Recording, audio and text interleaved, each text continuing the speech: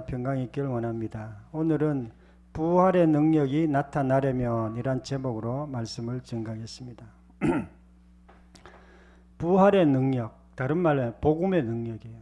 우리가 복음이라 그러면 가장 중요한 것이 두 가지가 있어요. 하나는 십자가고요, 하나는 부활이에요. 한 가지만 얘기하라 그러면 부활이에요. 근데 많은 사람들이 착각하는 거예요. 십자가가 기독교의 중심 아니야? 복음의 중심 아니냐? 이렇게 생각하는 거예요. 그러나 예수님의 제자들 사도행전에 보면요, 부활의 증인이라고 이렇게 얘기하고 있습니다. 십자가의 증인이란 말이 거의 안 나오는 것 같아요. 하여튼 몇 번이나 부활의 증인이란 말이 나오고요. 십자가에 대해서는 당연히 부활을 증거하기 위해서는 십자가를 증거하게 되어 있습니다. 예수님이 십자가에 죽으시고 부활하셨습니다. 그분이 우리의 하나님이시고 우리의 주인입니다. 이것이 복음이에요. 이것이 우리 인생을 완전히 바꿔주고 우리 인생을 행복하게 하고 이 땅에서도 풍성한 삶을 살게 하고, 그리고 그것이 우리가 천국 가게 하는 것이 바로 복음입니다. 여기에는 큰 능력이 있어요. 그런데 이 큰 능력을 누리지 못하는 사람들이 있습니다. 어떤 사람이 못 누리느냐?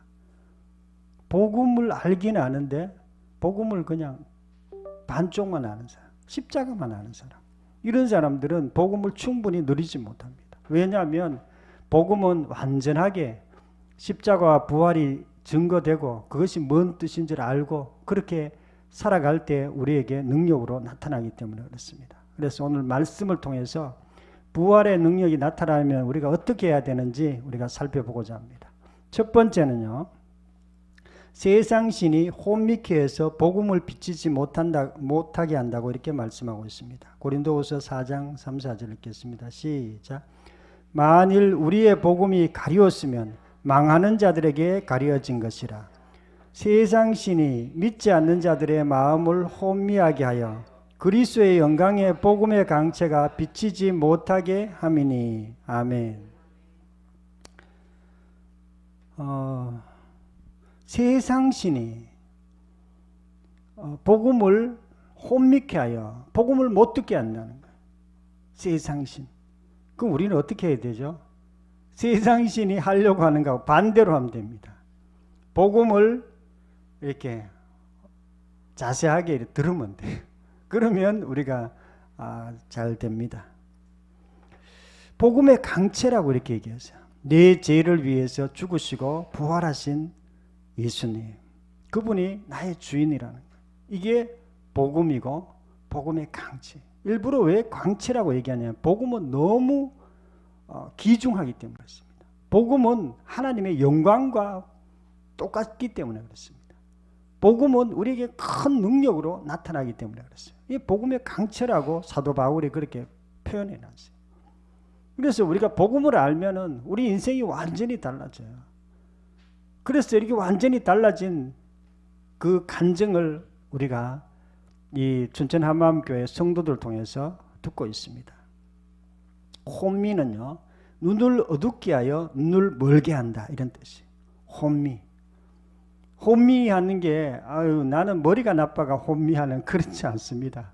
나는 조금 모자라 가지고 혼미하게 되는 그거 아니에요. 서울대 다니고 머리가 아주 똑똑한 사람들도 아무리 들어도 모르는 게 복음이에요. 그래서 마귀가 그걸 이렇게 가려놨어요. 복음을 잘 못 듣게 이렇게 해놨습니다. 부활의 능력이 나타나면요, 복음의 강체가 비치도록 해야 됩니다. 저도 이 복음을 알려고 애를 많이 썼습니다. 목사님이 복음 알겠지. 아니요, 저는 솔직히 복음에 대해서 눈을 뜬 거는 한 10년밖에 안 됐어요. 그 전에 한 30년 동안은 복음에 대해서 계속 질문했어요.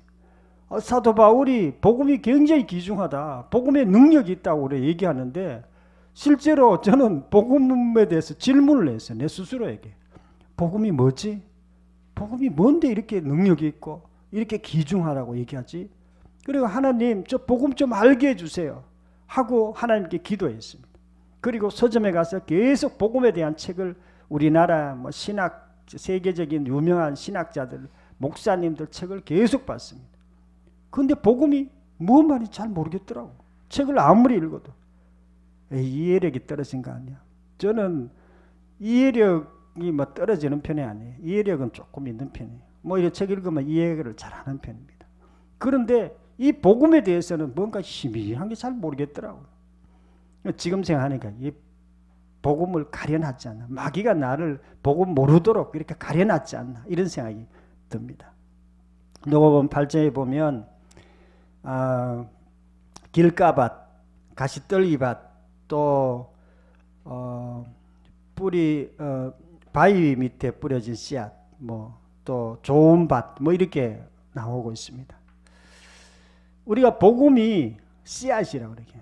이 복음이 우리 마음에 뿌려져요. 그런데 이 복음이 잘 뿌려져 가지고 이렇게 잘 자라고 믿음이 잘 자라는 그런 사람이 있는가 반면에 어떤 사람들은 길가밭 같은 마음이 있어요. 길가밭 마음은 뭐냐면 복음이 뿌려졌는데 마귀가 그걸 주워 먹어버리는 거예요. 이게 뭐 들었는데 무슨 말인지 모르게 돼 있어요. 또 가시떨기밭, 그런 밭 같은 마음을 갖고 있는 사람이에요. 가시떨기밭은 세상 염려 때문에 복음을 들었는데 세상 염려를 자꾸 하니까 말씀이 안 들리는 거예요. 또 바위에 떨어진 그런 마음도 있습니다. 복음을 아무리 증거하는데도 마음이 바위 같아서 복음이 들어가지를 않는 그런 사람도 있어요. 이런 것들 우리가 제거해야 돼요. 혹시 내가 어떤 마음 때문에 복음이 잘 안 들어가는가? 내 마음은 정말 좋은 밭 같은 그런 마음인가 하는 것을 우리가 살펴봐야 됩니다. 그래서 우리가 복음을 듣기 전에 항상 기도해야 돼요. 하나님, 제가 복음이 잘 들려지게 해주시옵소서. 예배를 잘 드릴 수 있도록 하나님 도와주십시오. 이렇게 기도해야 됩니다. 부활의 능력이 나타나려면요, 복음의 강체가 잘 비춰주도록 그렇게 해야 됩니다. 그래서 우리가 복음을 들을 때는 집중해서 들어요. 집중해서. 뭐 어떤 분들은 뭐 기록하는 사람도 있습니다. 어떤 사람들은 기도하면서 듣는 사람이 있고요. 또 어떤 사람들은 반복해서 이렇게 듣는 사람도 있습니다. 김현우라는 청년이 있는데요. 20대 중반 청년이에요. 대학생입니다. 그런데 이 청년은 복음이 잘 안 들려지는 거예요. 춘천 한마음교회 성도들은 뭐 늘 복음만 증가하니까 이게 무슨 말인지 자꾸 자기는 이해가 안 되는 거예요. 이 복음 아무리 들어도. 그런데 이해가 안 되는 이유가 있었습니다. 그는 어렸을 때부터 공상을 많이 했어요. 어렸을 때부터 계속해서 자기 혼자 뭐 무협지도 되고 뭐 슈퍼맨도 되고 뭐 로봇처럼 그렇게 하고 그런 공상을 하면서 살았어요. 그게 자기 마음에 가득했어요. 그랬는데 복음을 들었는데 이 복음은 안 들리는 거예요. 그 공상이 자기 마음에 가득해가지고 복음이 안 들리는 거예요. 그런데 그 청년만 그런 게 아니라 자기 마음에 이상한 것이 아니라 좋은 것도 마찬가지입니다. 좋은 이야기가 자기 마음에 가득하고 세상 이야기가 가득하면 사실은 복음이 잘 안 들리게 돼 있어요. 복음은 어린아이와 같은 사람만 잘 들리게 돼 있어요. 자기의 모든 생각을 내려놔야 돼. 그래야 복음이 들려지고 그 복음으로 인해 우리가 살아날 수 있습니다. 우리가 복음은요, 우리를 믿음을 자라나게 하고, 그래서 우리가 정말 놀라운 일들을 하는데요. 특별히 우리 부활에 대해서 사람들을 어떻게 믿지 이렇게 얘기합니다. 부활은 뭐 믿으려고 애쓸 필요가 없어요. 우리가 부산이 저쪽에 남쪽에 있고 뉴욕이 동경이 일본의 그 수도인 거 여러분 다 믿죠?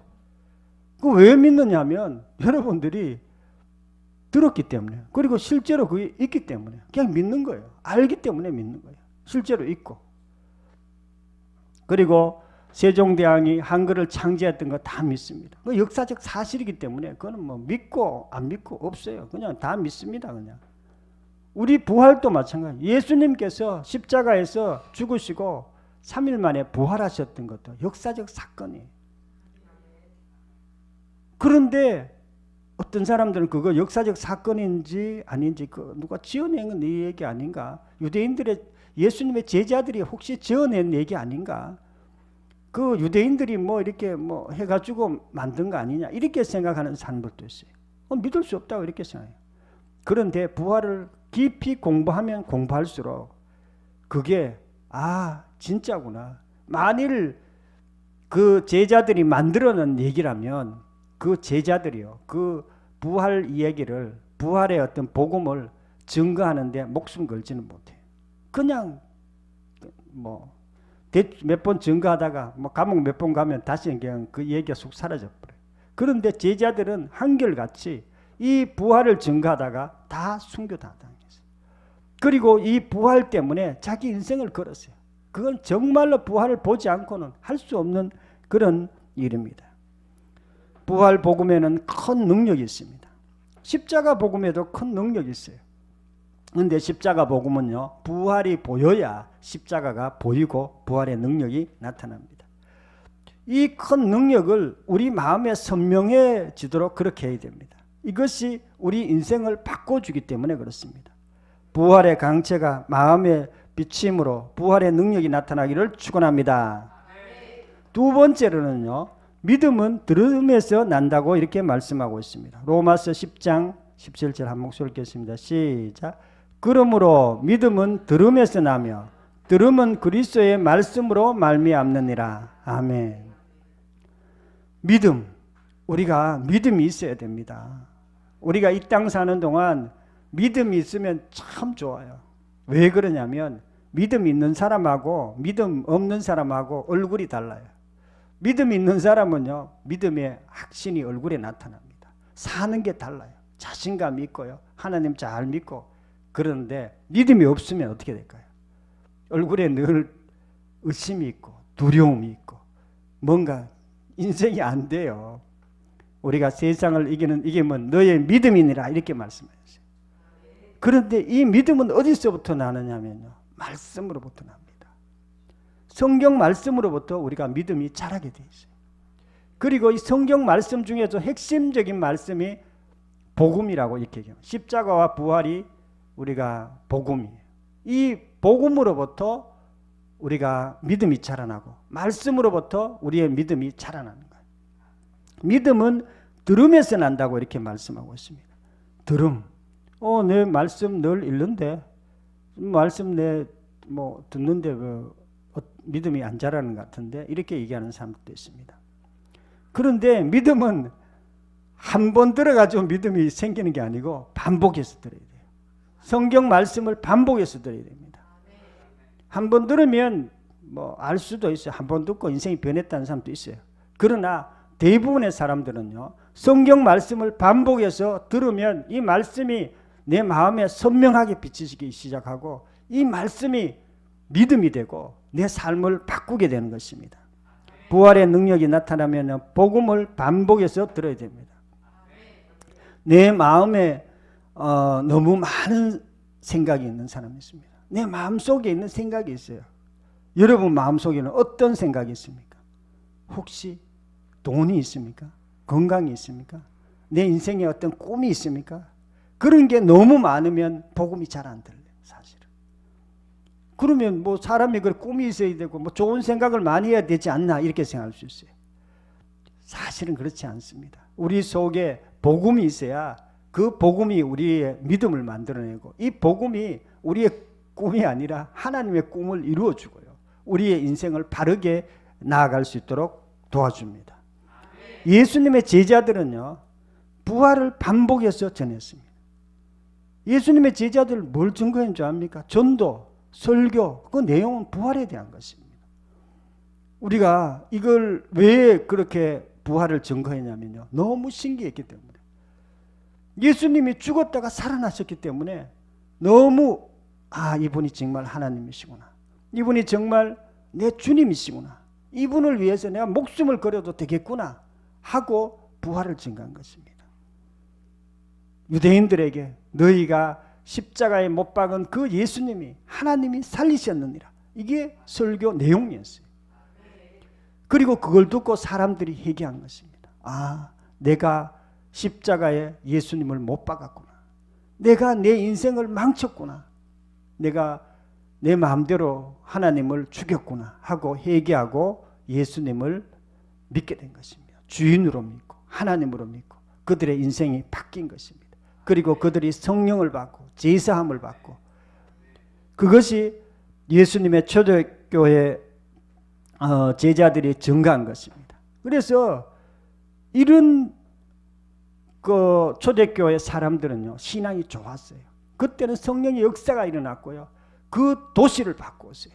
그 능력이 그 주변의 로마를 바꾸고 전 세계에 전파되었습니다. 왜 그러냐면 복음을 반복해서 들었기 때문에 그렇습니다. 지금은 우리가 반복해서 안 듣습니다. 여러분, 우리 교회는 부활을 반복해서 듣습니다.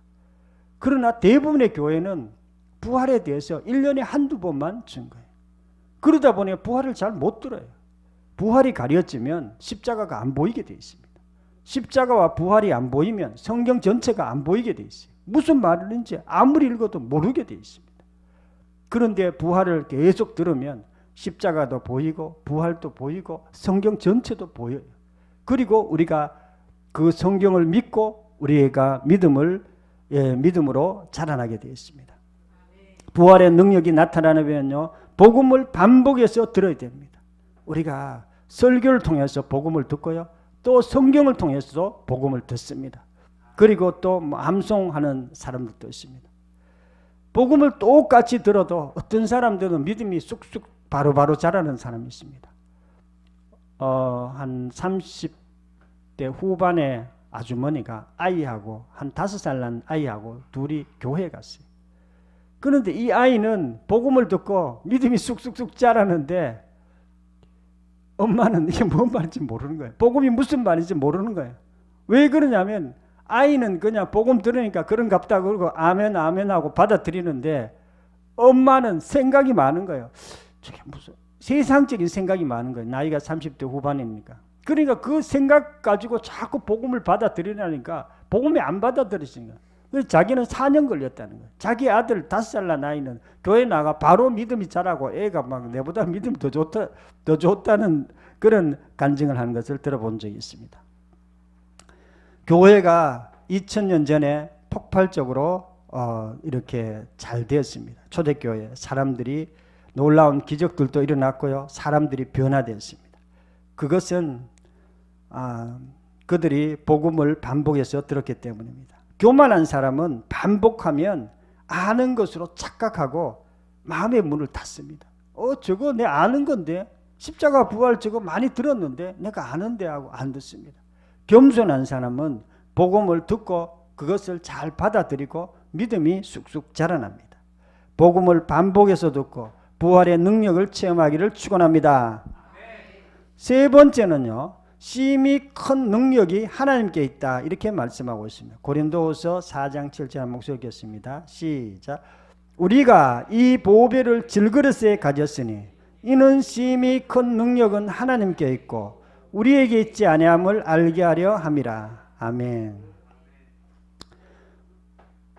우리는 질그릇이고 또 하나님은 보배라고 이렇게 얘기하고 있어요. 우리 육체는 질그릇이에요. 우리 인간은요, 질그릇입니다. 깨어지기 쉽고 연약하고 그렇습니다. 그런데 우리 속에 있는 하나님은요, 능력이세요. 예수님을 믿으면 예수님께서 우리 마음에 들어오세요. 우리 육체에 들어오십니다. 그분은 성령님으로 들어오시죠. 그분이 능력이에요. 우리가 인생을 살아갈 때에 어떻게 살아야 되는가? 우리가 내 능력으로 사는 거 아닙니다. 내 실력으로 사는 거 아니에요. 우리 속에 있는 하나님의 능력으로 살아가는 것입니다. 그 하나님의 능력이 우리 속에 있습니다. 부활의 능력이 나타나면요, 문제 가운데서도 하나님을 바라보아야 됩니다. 우리가 인생을 살다 보면 문제들이 생깁니다. 막 우리를 억압하고 힘들게 하고 직장에 문제가 생기고 또 어떨 때는 질병의 문제가 생기고 또 여러 가지 자식의 문제가 생기고, 그럴 때 어떻게 해야 되는가? 우리가 하나님을 바라봐야 돼요. 그런데 많은 사람들이 하나님 안 봅니다. 그런데도 여전히 그걸 자기가 해결하려고 그래요. 우리가 해결할 수 있는 게 많습니다. 뭐 이렇게 공부도 하고 이것도 해가 해결할 수 있는 게 있어요. 그러나 정말 중요한 순간에 해결 못해요. 자식 문제요. 자식 우리 막 바꾸려고 그러는데 됩니까? 자식도 제 생각이 있는데 뭐 자기도 자기 인생 살려고 그러고. 엄마 아빠 아무리 어릴 때부터 좀 잘 키우면 되긴 되지만 쉽지는 않습니다. 그리고 돈 문제, 그리고 대인관계 문제, 이런 거 쉽습니까? 쉽지 않아요. 대인관계 문제 막 그거 해결하려고 애써 보세요. 내 성격이 이상한데 대인관계 문제가 안 해결이 안 돼요. 대인관계 문제도 내 속에 있는 능력으로 해야 됩니다. 내 속에 있는 하나님으로 우리가 인생을 바꿔야 되지. 하나님 속에 능력이 있습니다. 하나님께 집중해야 됩니다. 현실적으로 하나님이 안 보이기 때문에 하나님 집중하는 게 쉽지 않아요. 하나님이 눈에 안 보이죠. 한 번도 본 적이 없어요. 그래서 우리가 하나님이 쉽게 해놨어요. 잘 안 보이기 때문에 말씀을 봐라. 하나님은 안 보이지만 말씀은 우리가 눈에 보여요. 복음은 눈에 보입니다. 복음에 이렇게 우리 집중하면 됩니다. 복음에 집중할 때에 우리의 모든 문제들이 해결됩니다. 복음에 집중하지 않으면 어떻게 되는 줄 아닙니까? 세상 문제를 보고 염려하게 돼 있어요. 세상의 여러 가지 문제 그걸 보고 계속 염려하는 거예요. 이거 어떻게 해결하지? 이거 어떻게 해결하지? 해결 안 되는 거예요. 왜 안 되느냐면 복음에 집중하지 않고 하나님께 집중하지 않고 문제에 집중하기 때문에 그렇습니다. 대부분의 사람들이 그렇게 살아갑니다. 안 그런 사람 없어요. 다 문제에 집중해요. 저도 문제 생기면 문제만 계속 보는 거예요. 이거 어떻게 해결하지? 그리고 인터넷 찾아보고 막 책 찾아보고 해도 문제가 잘 해결이 안 돼. 해결되는 것도 있어요. 근데 근본적인 문제는 해결이 안 돼. 근본적인 문제는요, 다 하나님께서 우리 속에 있는 하나님의 능력으로 우리가 해결할 수 있습니다. 부활의 능력이 나타나려면요, 문제 가운데서도 하나님을 바라봐야 됩니다. 하나님 바라보는 것 반대가 뭘까요? 인생의 문제를 바라보는 거예요. 오늘 간증에도 이 아주머니가 계속 문제, 2% 부족한 그 문제를 자꾸 바라보는 거예요. 남편의 문제, 원망, 불평, 짜증, 이런 것이 계속 인생에 있는 거예요. 왜 그럴까요? 문제를 바라보니까 그런 거예요. 문제가 자기 삶에 계속 있는 거예요. 그러니까 계속 짜증나는 거예요. 계속 힘드는 거예요. 인생이 왜 그렇게 안 풀립니까? 안 풀리는 이유는요, 내가 주인 되어 살기 때문에, 내 관점으로 살아가기 때문에 그렇습니다. 그렇기 때문에 인생에 어떤 좋은 것들이 많고 2% 부족하면 부족한 그것만 계속 집중해서 보기 때문에 인생이 힘들고 짜증나고 부정적인 것이 내 마음속에 가득하게 되어집니다.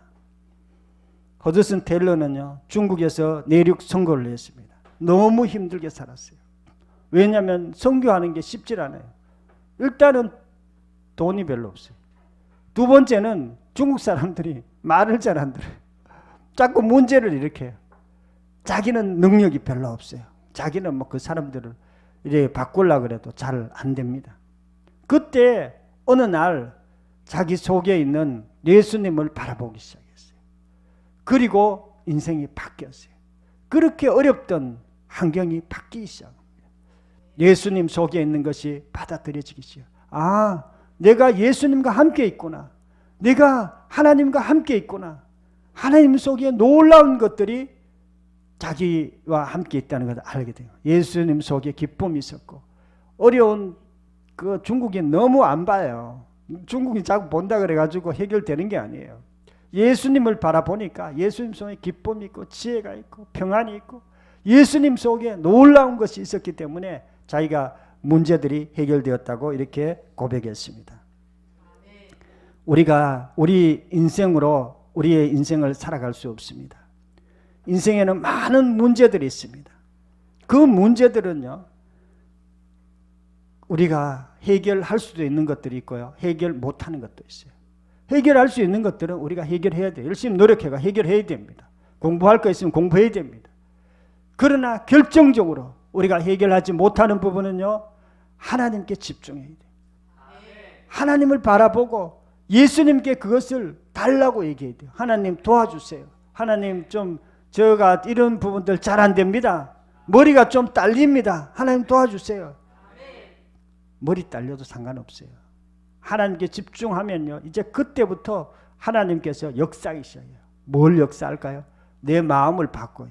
내 관점을 바꿉니다. 그리고 문제를 해결할 수 있는 지혜를 주세요. 성령의 능력이 나타납니다. 그거는 부활의 능력이에요. 어려운 가운데서도 우겨싸임을 당하지 않게 하는 그런 능력이 부활의 능력 속에 있습니다. 문제 속에서도 하나님을 바라봄으로 부활의 능력을 체험하기를 축원합니다. 사랑하는 성도 여러분, 오늘은 부활의 능력이 나타나려면 제목으로 말씀을 증거했습니다. 부활의 능력이 나타나려면요, 첫 번째는요, 복음이 우리 마음에 선명히 비치도록 해야 됩니다.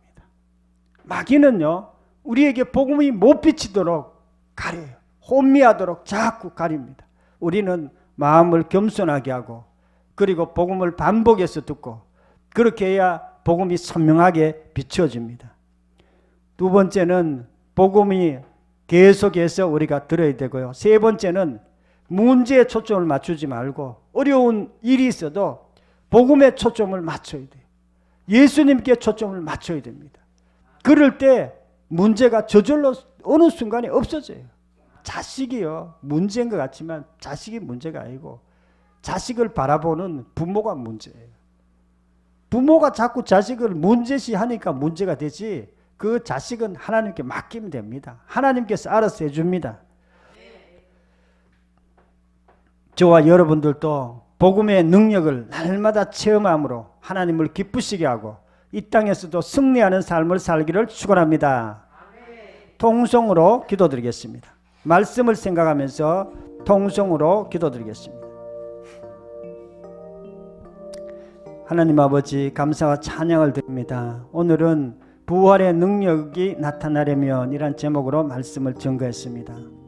우리도 날마다 부활의 능력을 경험할 수 있도록 도와주시옵소서.